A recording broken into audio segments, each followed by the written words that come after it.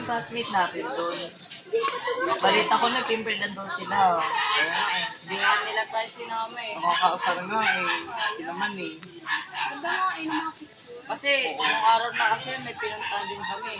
Kung nga, busy nga ako din eh. Tapos nakita ko nga lang sa Facebook eh.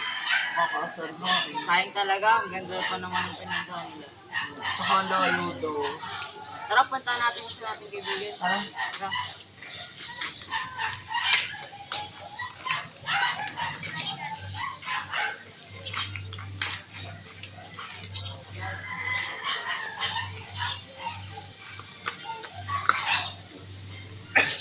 Ayun mo to. Ano? Baka na may-ari na ito.